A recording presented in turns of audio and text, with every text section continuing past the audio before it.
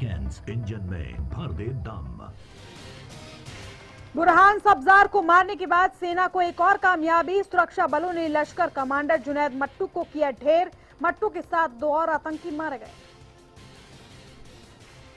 प्रदेश के अलग अलग हिस्सों में किसानों ने हाईवे पर लगाया जाम। सड़कों को जाम कर प्रदर्शन कर रहे हैं अन्नदाता। 3 बजे तक चलेगा किसानों का रोड जाम। किसानों के समर्थन को लेकर प्रदेश में सियासत तेज। कुरुक्षेत्र में महापंचायत कर रही है कांग्रेस, तो प्रदेश के अलग अलग जिलों में इनेलो का भी प्रदर्शन।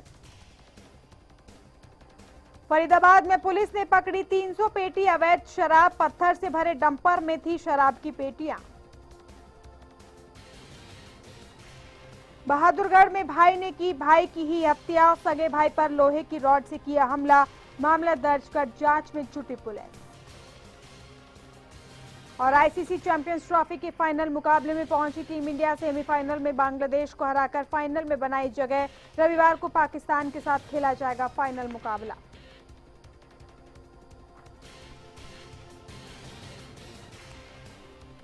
बुलेटिन के सह प्रायोजक हैं पीले कट्टे वाला इंद्रधनुष ऑर्गेनिक खाद इस्तेमाल करें। सरताज जिप्सम नेचुरल इंपोर्टेड सल्फर व कैल्शियम से युक्त। बुलेटिन के सह प्रायोजक हैं लक्ष्य शुद्ध देशी घी।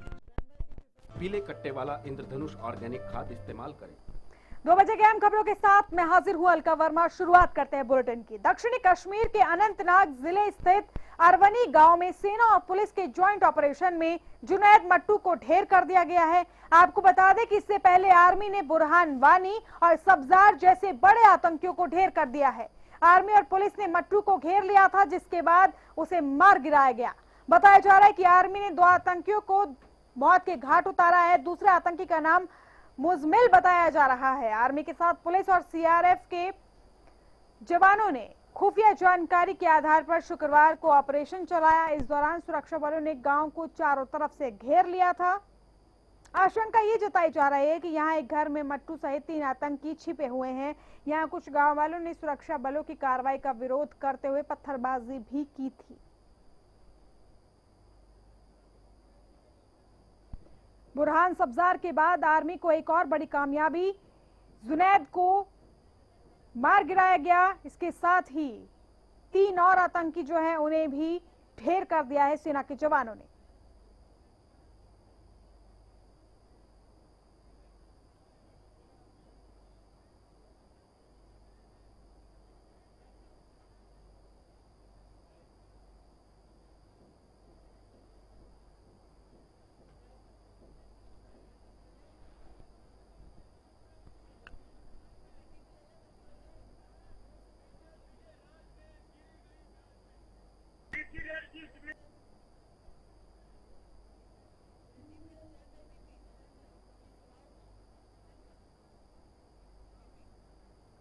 वहीं किसानों के समर्थन में आज बीजेपी सरकार के खिलाफ कांग्रेस भी हुंकार भर रही है और कुरुक्षेत्र में किसान महापंचायत के साथ कांग्रेस के आंदोलन की शुरुआत हो चुकी है। किसानों की 12 मांगों को लेकर पूर्व सीएम हुड्डा डीसी ऑफिस के सामने धरने पर बैठेंगे। हुड्डा अपने समर्थकों के साथ किसान बर्बाद हो गया। चौधरी साहब ये एक टकी लगा के आपकी तरफ देख रहा है और मैं सभी साथियों से अनुरोध करूंगा, सभी दोनों बात उठा के हुड्डा साहब को विश्वास दिलाए। हुड्डा साहब आगे बढ़ो, हम आपके साथ हैं। और चौधरी साहब आगे जहां भी किसान पंचायत होगी हम सब साथियों ने आज निर्णय लिया। हरियाणा प्रदेश कांग्रेस समिति के महासचिव श्री पवन गर्ग जी। नहीं लगता यार तो कह रहा है यार। चौधरी भूपेंद्र सिंह हुड्डा हमारे बीच में पलवल के विधायक श्री करण दलाल जी भी आ चुके हैं। उनका भी यहाँ पर पहुंचने पर बहुत बहुत स्वागत है। अब आपके सामने पवन गर्ग जी अपने विचार रखें। मानवीय सम्मान के योग हरियाणा प्रदेश के पूर्व मुख्यमंत्री और भावी मुख्यमंत्री चौधरी भूपेंद्र सिंह हुड्डा जी और सभी सम्मानित नेतागण, आज का ये जो किसान पंचायत का जो प्रोग्राम है हुड्डा जी के नेतृत्व में, ये दर्शाता है कि पूरा हरियाणा प्रदेश हुड्डा जी के साथ है और मौजूदा सरकार को बिल्कुल नकार चुका है। तो मैं आप सभी भाइयों से यही अनुरोध करता हूं कि समय पर हमने ध्यान रखना है और समय पर हर चीज को हुड्डा जी के नेतृत्व के अंदर कामयाब करना है। इन्हीं शब्दों के साथ मैं हुड्डा जी का और सभी अपने नेताओं का कुरुक्षेत्र की पावन भूमि पर हार्दिक स्वागत व धन्यवाद करता हूं। जय हिंद।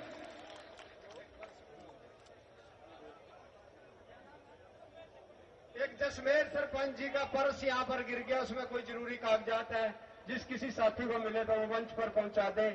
साथियों, अब हमने एक नारा लगाना है जो इस गूंगी बैरी सरकार को कम से कम सुनाई दे। किसान एकता, किसान एकता। गई नहीं गई आवाज, डीसी साहब अंदर ही बैठे, उनको भी शायद सुनाई न दियो। चौधरी भूपेंद्र सिंह हुड्डा। अब आपके सामने कैलाशो सैनी जी पूर्व सांसद अपने विचार रखेंगे। है मौका मिटा लो कसक अब अश्के रुखसारों से, है मौका मिटा लो कसक अब अश्के रुखसारों से, मिटा दो हस्ती बचा लो वतन इन कौमे गद्दारों से। उजाड़ा है चमन किसने न कहना फिर बहारों से। बहुत ही सम्मान के योग हमारे चौधरी रणवीर सिंह हुड्डा जी का क्रांतिकारी डीएनए अपनी रगों में संजोए हमारे महान भावी मुख्यमंत्री, महान योद्धा चौधरी भूपेंद्र सिंह हुड्डा जी, समस्त सम्मानित मंच और इस सभा में उपस्थित मेरे अजीज किसान भाइयों, पत्रकार साथियों, आप सबको विदित है कि वायदा खिलाफ केंद्र की सरकार ने किसानों को खून के आंसू रुलाने में आज कोई कोर कसर नहीं छोड़ी है। आज इस भ्रष्ट और निकम्मी किसान विरोधी सरकार ने धरती पुत्र किसान के लहू के छींटे उड़ाए हैं। आप जरा सोचिए, जब धरती पुत्र किसान का लहू धरती माँ के सीने पर गिरता है, जब बेटे का लहू माँ देखते है अपने सीने पर, तो उसका कलेजा फट जाता है और धरती अन्न की जगह आग उगलती है और उसमें जलकर बड़े बड़े तानाशाह राख हो जाते हैं। फिर नरेंद्र मोदी की तो औकात ही क्या है। नरेंद्र मोदी, आप इस बात के मुगालते में न रहें। जनता से आपने धोखे में सत्ता हथियाई है और आज आप झूलेबाजी करके, बातें करके, बाजू ऊंची करके देश की 135 करोड़ आबादी का पेट नहीं भर सकते। याद कीजिए, जब हरियाणा के अंदर चौधरी भूपेंद्र सिंह हुड्डा जी का राज था, कभी किसान को अपनी मांग मनवाने के लिए लाठी गोली तो क्या, होठों से जुबान भी नहीं निकालनी पड़ी थी। रात को किसान, महिला, जवान ये सोचते थे कि हमें अपने महान मुख्यमंत्री से क्या चाहिए, और अगले दिन हुड्डा जी वो लागू कर दिया करते थे, बैठे बिठाए। अरे मुख्यमंत्री तो इनके जैसा होना चाहिए, जिसको जनता के पैर में कांटा लगे और तड़प अपने दिल में महसूस हो। हुड्डा जी का जनता के साथ आत्मा का नाता है। आज तक किसी शासक का जनता के साथ इस प्रकार का नाता कभी कायम नहीं हो सका और ना ही कभी हो सकेगा। इसीलिए हुड्डा जी, आप याद कीजिए कि किस प्रकार से मोदी जैसे गद्दार ने कुरुक्षेत्र के। और हमारे साथ कुरुक्षेत्र से हमारे संवाददाता अनिल मोर जुड़ गए हैं ज्यादा जानकारी के साथ। अनिल, सीधे तौर पर कुरुक्षेत्र में किसान महापंचायत हो रही है, कांग्रेस की अच्छी खासी भीड़ भी यहाँ दिख रही है। हमारे आदरणीय हुड्डा जी अर्जुन की तरह एक महान, देखिए बिल्कुल फिलहाल अगर मैं आपको बताना चाहूं, जो कुरुक्षेत्र से पूर्व सांसद रहे, लाडवा से चुनाव लड़ चुके कैलाशो सैनी, वो फिलहाल मंच को संबोधित कर रहे हैं। आप देख सकते हैं कि कैलाशो सैनी फिलहाल मंच पे यहाँ पे मौजूद है। कैलाशो सैनी की तरफ से मंच को यहाँ संबोधित किया जा रहा है। इसके अलावा दूसरे नेताओं की बात करें, भूपेंद्र सिंह हुड्डा यहाँ पे पहुंच चुके हैं। अब से कुछ देर पहले भूपेंद्र सिंह हुड्डा यहाँ पे पहुंचे थे। सांसद दीपेंद्र हुड्डा भी यहाँ पे मौजूद है। इसके अलावा अगर बात करें हुड्डा गुट के तमाम विधायक, जिनमें गीता भुक्कल यहाँ पे मौजूद है, रघुवीर कादियानी यहाँ पे मौजूद है, करण सिंह दलाल को भी आप सीधा तस्वीरों में देख सकते हैं, वो भी यहाँ पे मौजूद है। इसके अलावा कुलदीप शर्मा बिल्कुल ठीक वहाँ पे पीछे खड़े हुए, वो सारे यहाँ पे मौजूद है। शादीलाल बत्रा यहाँ पे मौजूद है, जो राज्यसभा सांसद है। और अब भीड़ भी आपको मैं दिखाना चाहूंगा, जो लगी सचिवालय के सामने जो ये पूरा का पूरा पार्किंग ग्राउंड है, यहाँ पे जो पूरा का पूरा कार्यक्रम रखा गया। यहाँ पे किसानों से जुड़ी हुई जितनी पंचायत है, नाम किसान पंचायत का दिया गया है। चाहे स्वामीनाथन आयोग की रिपोर्ट को लागू करने की बात हो, किसानों के कर्ज माफी की बात हो, गन्ने का समर्थन मूल्य जो 400 क्विंटल है उसकी बात हो। इसके अलावा भूपेंद्र सिंह हुड्डा लगातार ये मांग कर रहे हैं कि जब इंटरनेशनल मार्केट में तेल के दाम गिर चुके, तो ऐसे में डीजल के भी दाम यहाँ पे कम किए जाने चाहिए, यूरिया के दाम यहाँ पे घटाए जाने चाहिए। ये काफी सारी मांगे यहाँ पे रखी गई। और मैं आपको एक खास बात आपको यहाँ पे बताना चाहूंगा, यहाँ पे जितने भी लोग यहाँ पे पहुंचे हैं उनको किसान पत्र यहाँ पे सौंपे जा रहे हैं। किसान पत्र बाकायदा उनको यहाँ पे सौंपे जा रहे हैं और किसान पत्र उन लोगों से भरवाया जा रहा है। यानी कहीं ना कहीं कार्यक्रम के जरिए किसान पंचायत के जरिए भूपेंद्र सिंह हुड्डा लोगों को अपने साथ यहाँ पे जोड़ने का काम कर रहे हैं। अब भूपेंद्र, आप देख सकते हैं कि दीपेंद्र सिंह हुड्डा मंच से उठ चुका है। दीपेंद्र सिंह हुड्डा की अब यहाँ पे एक स्पीच होने, और आप देख सकते हैं कि लोगों में किस तरह का जोश यहाँ पे दिखाई दे रहा है। हालांकि जो धरती है कुरुक्षेत्र की धरती है, जब इस जगह को चुना गया था भूपेंद्र सिंह हुड्डा की तरफ से, तब भूपेंद्र सिंह हुड्डा ने कहा था कि जो कुरुक्षेत्र की धरती है ये न्याय की धरती है, धर्म अधर्म का फैसला करती है। इसलिए जो पहली जो कहीं ना कहीं किसानों की हक की लड़ाई की बात जो भूपेंद्र सिंह हुड्डा ने उठाई थी, इसी धरती से उठाने का यहाँ पे फैसला किया गया था। आप देख सकते हैं कि लोगों में एक जोश यहाँ पे दिखाई दे रहा है। दीपेंद्र सिंह हुड्डा मंच पे पहुंच चुके और कहीं ना कहीं लोग दीपेंद्र हुड्डा के पक्ष में यहाँ पे नारेबाजी लगा रहे हैं। और कहीं ना कहीं जो किसानों के मुद्दे यहाँ पे दीपेंद्र सिंह हुड्डा यहाँ पे किसानों के मुद्दे उठाएंगे और कहीं ना कहीं कोशिश यहाँ पे रहेगी। किसानों के मसले उठाए जा रहे हैं, किसानों के मुद्दे उठाए जा रहे हैं, और तो और कांग्रेस कार्यकर्ताओं के पूर्व विधायकों के तल्ख तेवर भी यहाँ दिख रहे हैं अनिल। लेकिन एक जो अहम चीज यहाँ दिख रही है वो ये है कि कांग्रेस के जितने भी कार्यकर्ता यहाँ मौजूद है, हुड्डा समर्थक यहाँ मौजूद है, पूर्व सीएम हुड्डा मंच पर है, लेकिन कहीं ना तो रणदीप सुरजेवाला नजर आए, ना किरण चौधरी। और अगर खुद हम बात करें कांग्रेस प्रदेश अध्यक्ष की, तो वो तो एक अलग ही राह पर निकल पड़े हैं किसानों के नाम पर सत्याग्रह को लेकर। अनदेखी के बाद 3 साल तक बिल्कुल आपने ठीक कहा। जितने भी भूपेंद्र सिंह हुड्डा के कार्यक्रम थे, उन कार्यक्रम से कहना है जो एंटी हुड्डा गुट है, जिनमें हम अशोक तंवर को कह सकते हैं, किरण चौधरी को कह सकते हैं, कुमारी साधु को कह सकते हैं। हालांकि उन नेताओं का भी अपना कद है, बड़े नेता, लेकिन भूपेंद्र सिंह हुड्डा के कार्यक्रम से वो नेता अमूमन दूरी बना लेते हैं। और जितने भी भूपेंद्र सिंह हुड्डा के कार्यक्रम होते हैं, उन कार्यक्रम से वो नेता दूरी बना लेते हैं। हालांकि अशोक तंवर पहले ही कह चुके हैं वो भूपेंद्र सिंह हुड्डा के इस तरह के कार्यक्रम में शिरकत नहीं करेंगे। हालांकि अशोक तंवर ने तो ये तक कहा कि कार्यक्रम भूपेंद्र सिंह हुड्डा का कार्यक्रम है, ना कि कांग्रेस पार्टी का कार्यक्रम। जो कांग्रेस पार्टी के कार्यक्रम, उन कार्यक्रमों की शुरुआत अशोक तंवर करेंगे। फिलहाल आप देख सकते हैं कि जो दीपेंद्र हुड्डा है, दीपेंद्र हुड्डा फिलहाल मंच पे यहाँ पे लोगों को संबोधित कर रहे हैं। दीपेंद्र की तरफ यहाँ पे किसानों के मुद्दे यहाँ पे उठाए जा रहे हैं। और आप देख सकते हैं कि किस तरह दीपेंद्र हुड्डा कहीं ना कहीं लोगों की आवाज यहाँ पे उठा, किसानों के खासतौर पर मुद्दे यहाँ पे उठा रहे हो। खासतौर पर मैंने आपको बताया कि जो 12 मांगे, वो 12 मांगे इस मंच से आपको उठाई जा रही है। मैं आपको दीपेंद्र हुड्डा की सीधा स्पीच ही यहाँ पे सुनाना चाहूंगा कि दीपेंद्र हुड्डा की स्पीच हम अपने दर्शकों को सुनाना चाहेंगे। इस स्पीच के जरिए दीपेंद्र हुड्डा क्या कुछ खास कह रहे हैं के बारे में मैं 2 मिनट में कहना चाहता हूं। 10 वर्ष लगातार, चाहे गेहूं की बात हो, चाहे धान की बात हो, धान का मूल्य लगभग 550 से बढ़ाकर 1400 रुपए प्रति क्विंटल न्यूनतम समर्थन मूल्य। ऐसे ही गेहूं का, यानी कि प्रतिवर्ष 14 और 15% की बढ़ोतरी हर साल दी गई, 10 साल। और उस बढ़ोतरी के बाद जब चुनाव हुआ, चुनाव में वायदा किया गया कि स्वामीनाथन कमीशन की सिफारिशें लागू की जाएंगी, बढ़ोतरी में और इजाफा होगा, लागत के ऊपर 50% मुनाफा किसान को दिया जाएगा। मगर क्या हुआ, इन 3 साल में जो 15% हर साल गेहूं धान में जो बढ़ोतरी की जाती थी न्यूनतम समर्थन मूल्य में, उसको घटा के इस सरकार ने 4%, पिछले 3 वर्ष में केवल 4% प्रति वर्ष की बढ़ोतरी की है। यहां पे मीडिया के भी मेरे साथी हैं, लघु सचिवालय में सरकारी बहुत से कर्मचारी बैठे, मैं उनसे भी सवाल पूछना चाहता हूं, मीडिया वालों से भी। आप खुद सवाल कीजिए, आप सो कह रहे हैं कि किसान क्यों है सड़कों पे।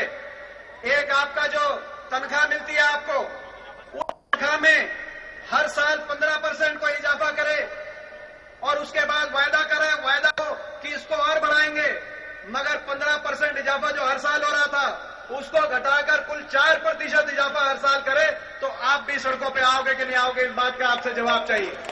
इसीलिए सरकार सड़कों, इसीलिए किसान सड़कों पे आया है। मुनाफे की बात की गई, हमारे समय में लगभग 30 से 40% हर साल लागत के ऊपर मुनाफा किसान को न्यूनतम समर्थन मूल्य में दिया गया। जब 1500 किसान का जब भाव 1500 फिक्स किया 2014 में, उस समय तकरीबन 1150 लागत थी, लगभग 30 से 40% का मुनाफा। बात हुई थी उसको 50% पे बढ़ाने की, मगर इस साल का मुनाफा दिया जब न्यूनतम समर्थन मूल्य की घोषित की गई तो ये मुनाफा जो हमारे समय में 30 और 40% मिलता था वो घटकर अब 6 और 6.5% मुनाफा किसान को। और महंगाई दर से भी ये जो 4% बढ़ा रहे हैं, 4.5% की तो महंगाई दर है, महंगाई दर से भी कम। इसीलिए देश का किसान कर्जवान हुआ है। इसीलिए देश के किसान पे पिछले 3 वर्ष के अंदर 60% कर्जा बढ़ा है, जो आज तक कभी हमारे देश के इतिहास में बात करते हैं प्रधानमंत्री जी, बात लोकसभा में करते हैं क्या दिया 60 साल में कांग्रेस ने आपने 3 साल में इस देश के किसान को उतना कर्जा दिया प्रधानमंत्री जी जो हम 60 साल में नहीं दे पाए, ये आपने दिया है। किसान को कर्जवान आपने किया। और इसीलिए किसान, और केवल केंद्र सरकार की बात नहीं, हरियाणा सरकार में जो पॉपुलर 1200 में जाता था आज 300 में जा रहा है। जो एक्सपोर्ट 10 साल तक कभी बंद नहीं हुआ, कभी बंद होने की बात आई तो केंद्र सरकार पर दबाव डाल के और केंद्र सरकार की मात्रा से डाल 11,509 एक्सपोर्ट वेराइटी एक्सपोर्ट में कोई भी एक्सपोर्ट रुकना नहीं दिया। पूरा एक्सपोर्ट खाड़ी के उन देशों में, और किसान को 3, 4, 5, 6 हजार तक का भी भाव मिला। आज 1500 में किसान को अपना धान देना पड़ रहा है। गन्ना, मैं एक और सवाल पूछता हूं, जब चीनी 30 रुपए किलो थी 2013-14 में, 10 साल लगातार कांग्रेस की सरकार ने हुड्डा कार्यकाल में डंके की चोट पे एक फैसला रखा कि देश में सबसे ज्यादा गन्ने का कहीं भाव रहेगा तो हरियाणा में रहेगा। और इसी फैसले के आधार पे जब 30 रुपए किलो चीनी थी तो 310 रुपए क्विंटल गन्ने का भाव दिया कि नहीं दिया, मैं आपसे पूछता हूं। 2013-14 में 3 साल के बाद चीनी तो पहुंच गई 40 और 45 रुपए किलो, आज 40 रुपए किलो, 45 तक भी पहुंच गई थी। और गन्ने का क्या भाव है, 10 रुपए बढ़ा है केवल, 310 रुपए से 320 रुपए क्विंटल। बीच में प्रॉफिट मार्जिन किस जेब में जा रहा है, ये सवाल बनता है कि नहीं बनता है। जब 30 रुपए पे 310 रुपए क्विंटल गन्ने का भाव हमने तय किया था, तो जब 40 रुपए चीनी है तो गन्ने का कितना मिलना चाहिए, मैं आपसे सवाल पूछता हूं। ये हमारी मांगे, और भी सवाल उठते हैं। ये सारे सवाल सरकार को इन सब सवालों का जवाब देना पड़ेगा। सरकार ये मत समझे कि आज एक दिन की किसान पंचायत हुई है, इस किसान पंचायत में फैसले लिए जाएंगे, इस किसान पंचायत के माध्यम से सवाल उठाए जाएंगे, मांगे रखी जाएंगी। सरकार ये मत समझे कि ये मांगे और ये जो आज फैसले है इसके बाद हम और आप घर चले जाएंगे, मगर हम चैन से नहीं सोएंगे। दोबारा किसान पंचायत करेंगे, तिबारा किसान पंचायत करेंगे, महापंचायत करेंगे, राष्ट्रीय पंचायत करेंगे, दिल्ली में पंचायत करेंगे, जब तक ये जायज किसान की जायज बातें, जो किसान की वो जायज बातें आपने वायदे किए थे। स्वामीनाथन कमीशन का 50% लाभकारी मूल्य वायदा हर भाषण में देते थे। यूपी के अंदर आपने कहा कि अब किसान बहुत कर्जवान हो गया, यूपी के अंदर किसान को राहत देंगे, कर्ज माफी करेंगे। हमारे समय में, मैं आपसे सवाल पूछता हूँ, जब किसान मुश्किल में था कोई वायदा नहीं किया था, उस पर कोई वोट नहीं ली थी, जैसे इन्होंने यूपी में वोट ली, मगर बिजली के बिल माफ किए थे कि नहीं किए थे? वायदा नहीं किया था। 830 करोड़ का ब्याज कोऑपरेटिव का माफ किया था कि नहीं किया था? और यूपीए सरकार ने हरियाणा के किसान का, देश का 72,000 करोड़ और हरियाणा के किसान का लगभग 2300 करोड़ कर्जा माफ करने का काम किया था। प्रधानमंत्री जी, आप लोगों ने, भारतीय जनता पार्टी ने वायदा किया और उस आधार पर वोट ली यूपी में, और कहा यूपी की ये दिक्कत केवल की नहीं है। अब महाराष्ट्र में आपने कहा है, आंदोलन जब महाराष्ट्र में भड़का, महाराष्ट्र में भी करेंगे। आपको यहाँ के किसान के बारे में भी सोचना पड़ेगा। इन बातों को लेके मैं समझता हूँ आज हम और आप मंथन कर रहे हैं। मैं तो आखिरी में एक ही बात कहूंगा, जो जिम्मेदारी शीर्ष नेतृत्व बैठा है यहाँ पे, हमारे बहुत सारे शीर्ष नेतृत्व, कांग्रेस पार्टी के भी और बहुत से किसान संगठनों के शीर्ष नेतृत्व यहाँ पे बैठे हैं। जो हमारे लिए जिम्मेदारी बनेगी, बहुत से नौजवान साथी यहाँ उपस्थित हैं, मैं उनकी तरफ से भी कहना चाहता हूँ, जो जिम्मेदारी हमारी लगेगी, मैं नौजवानों की तरफ से कहना चाहता हूँ इस आंदोलन में, उस जिम्मेदारी को पूरा मैं आपसे पूछ के ले रहा हूं, आपसे परमिशन लेके, आपकी इजाजत लेके, आप जो भी फैसला लेंगे, जो भी फैसला लोगे, जो भी जिम्मेदारी आप हमारी लगाओगे। और एक और बात है, इसमें नौजवानों की एक बात कह के मैं बात खत्म करूंगा। वायदा किया गया था हर साल 2 करोड़ नौकरी, यही वायदा था, 2 करोड़ नौकरी देंगे। कांग्रेस की सरकार फेल हो गई है, हम 2 करोड़ नौकरी देंगे। सरकारी आंकड़ा है लेबर मिनिस्ट्री ऑफ लेबर का, पिछले साल कितनी नौकरी दी? 1.5 लाख का आंकड़ा है कि 1.5 लाख नौकरी, संगठित क्षेत्र में 1.5 लाख नौकरी देने का काम किया। 2 करोड़, यानी कि 2 करोड़ नौकरी देते देते आपको 2,500 साल लग जाएंगे प्रधानमंत्री। और एक और बीमारी है, अब बात 2019 की नहीं कर रहे, 2022 की कर रहे हैं। किसान की आमदनी दुगनी करेंगे 2022 तक। अरे वोट तो मिली आपको 2019 तक। गरीब के घर बनाएंगे, हाउसिंग फॉर ऑल, 2.5 करोड़ घर बनाएंगे 2022 तक। 2022। तो ये थे दीपेंद्र हुड्डा सीधे सीधे सरकार को घेरने की कोशिश कुरुक्षेत्र से। फिलहाल इस बुलेटिन में इतना ही। खबरों का सिलसिला जारी, अब बने रहिए हमारे